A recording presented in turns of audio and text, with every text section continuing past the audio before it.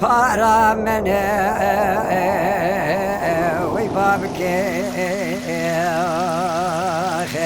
امان امان امان امان وی بابک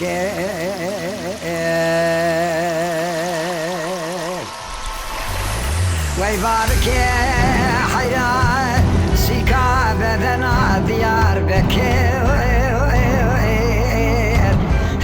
المجير بو يو يو يو وي بابك تولكو تملي لاوكيم جافا زيربو وي بابك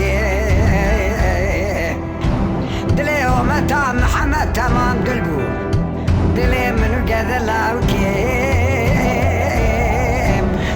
نبيربو وي بابك امان امان امان امان امان امان امان امان اخ امان امان وي بابك وي بابك قرباي منو ناوچەیە ئامەدی گێل ئاکو 52 کیلومترە ji navenda bajêr dûr dikeve, li herêmê bi xwezaya xwe ya rengîn û dewlemend tê nasîn. Ji ber li rexçemê Dîclê cih digire, xwezaya wê jî di warê êrînî de ji çem sûd girtiye. Di her demsalê de xwezaya navçeyê bi tevî taybetiyên xwe dibe navnîşaneke balkêş. Lêbelê dewlemendiyên gêlê tenê bi xweşikbûnên wê yên xwezayî re nebisînorin. Di warê dîrokî de navçe bi taybetiyên xwe li herêma Amedê bi nav û deng e. Dema hûn ber bi dîroka navçeyê ve derdikevin rêwîtiyê, ji serdema paleolîtîk heya Hûrî û Medan, ji Romayê heya Asûr û Bîzansê dîrokeke kevnar derdikeve li pêşberî we. Bermahiyên ku me pêşwazî dikin jî di derbarê vî dîroka kevin de agahiyên gelek girîng didin me.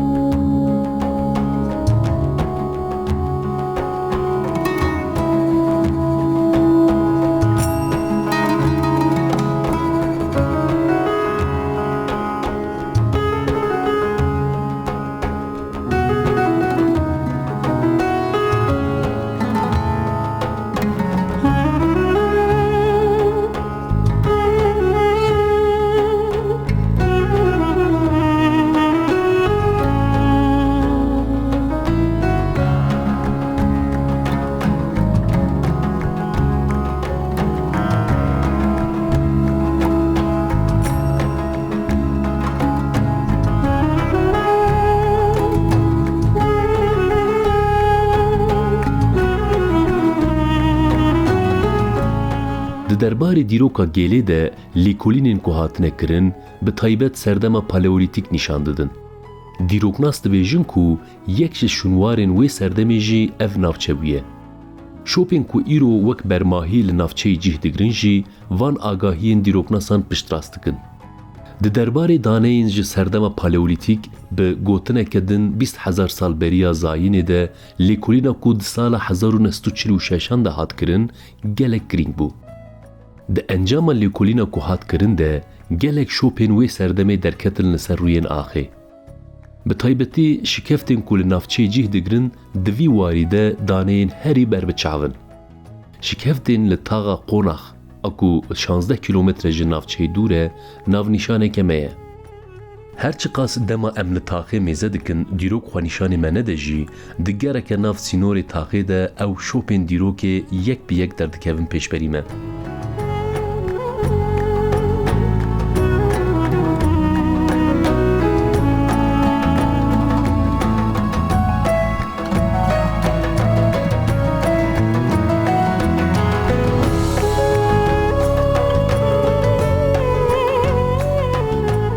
Piştî ku em şikeftê dibînin, ên din jî di rêzê de xwenîşanê me didin.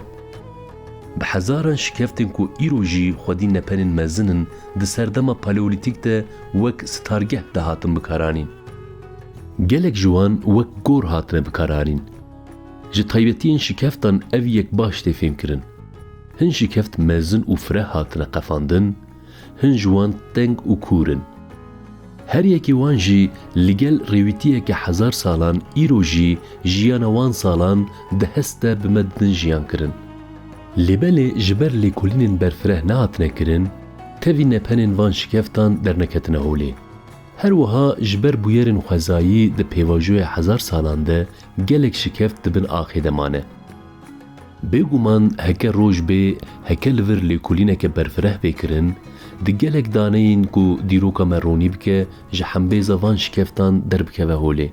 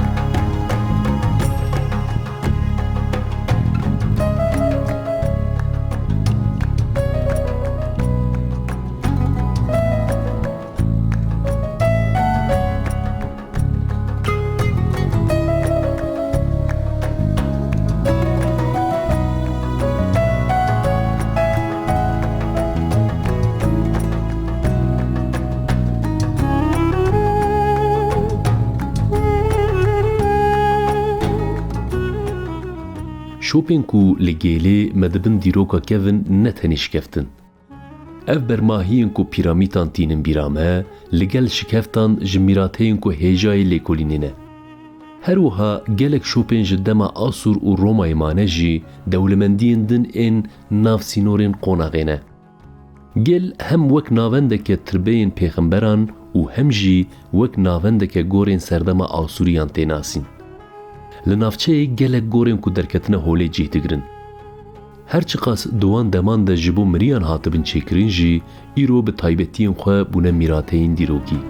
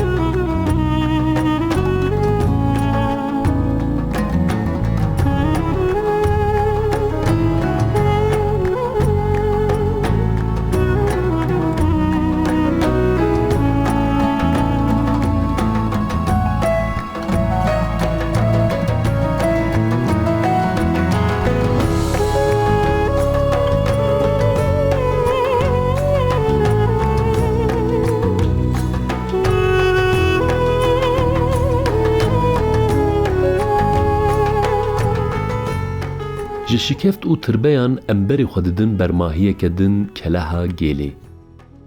لسر زناره که مزن هاتیه آوا کرن، سه آلیوی بگلیان و هاتیه دور پچ کرن و آلیه که ویجی جی قفاندنا زناره پیک هاتیه. براستی جی هم دوار دیتپاری و هم جی دوار اولهیه ده خودی جیه کی تایبته. دی گوتن کو کله ده سردما آسوری ده هاتیه آوا کرن. هرچی قاس او آگاهی نزلال بجی گلک دیروکناس وسا قبول دکن. کلاها کو خودی قاده که مزنه جدو بشان پیکتی. keleha hundirîn û ya derve. Beşên hundir ê kelehê de di demên xwe yên destpêkê de wek cihê xweparastin û depoyê de hat bikaranîn. Ji zinarên ku hatine qefandin, 4 tünel hatine vekirin. Rêya ku ji van tünelên dirêj re derbas dibe, digihîje hemam û ava çemê Dicleyê. Ev yek jî di warê mîmarî de bi rastî mirov matmayî dihêle. Wekî van tünelên bin axê, her beşên kelehê di derbarê çîroka xwe de tiştekî nû ji me re vedibêje. Eywana qiral jî yek ji van parçeyan e. Lê mixabin ev beşa ku di serdemekî de ji qiral re deriyê xwe vedikir, îro di nav şopên dijminên çand û dîrokê de me ye.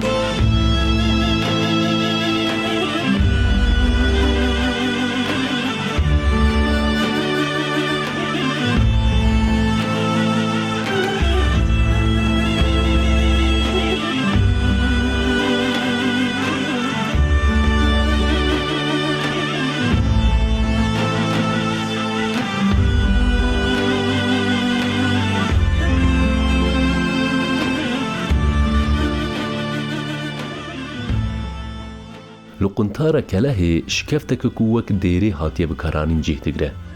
Her çi qas dêr rastî gelek texrîbatan hatibe jî, wêne û motifên xaçê ku li ser dîwarên wê cih digirin, îro jî xweşikbûn û taybetiya xwe diparêze. Wekî keleha gêlê, gorên qiral jî bi dîtbariya xwe wek peykerekî ji dûr ve tê xuya kirin. Gorên ku ji qefên zinaran hatine çêkirin derdikevin aliyê bakurî çemê Diclê. Hundirê goran wek eywanên vala hatine ava kirin. Li gorî texmînan ev gorên qiralên Êrmenî û Asûrî ne. Li gorî dîroknasan, gorên qiralan piştî zayînê di sala 502 de rastî texrîbateke mezin a Sasaniyan hatiye.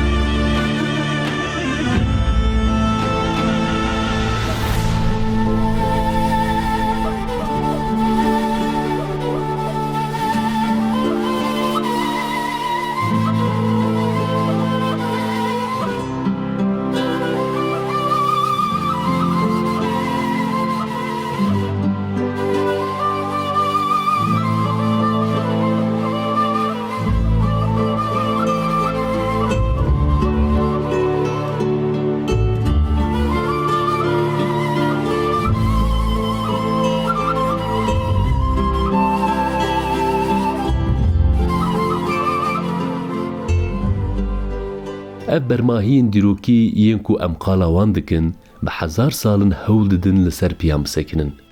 Gelek caran rastî bûyerên xwezayî hatine. Lêbelê texrîbatên herî mezin bi destê me mirovahiyê pêk hatiye. Şikeft, gor, dêr û keleh di kêliyên dîrokê de gelek caran bûne hedefa êrîş û neyarên dîrokî. Texrîbatên ku bandoreke neyînî li xweza û dîroka gêlê kirine, bi çêkirina bendavê re berfirehtir bûne. Piştî ku bendav li navçeyê tê çêkirin, di serî de ekosîstema navçeyê dewlemendiyên gêlê bi xetereyên bendavê re rûbirû dimînin. Navçeya gêlê ya ku hem bi dewlemendiyên xwe yên dîrokî û hem jî bi xwezaya xwe ku 4 demsalan bi me de jîn yek ji navnîşaneke balkêj a erdînkariya Mezopotamyayê ye.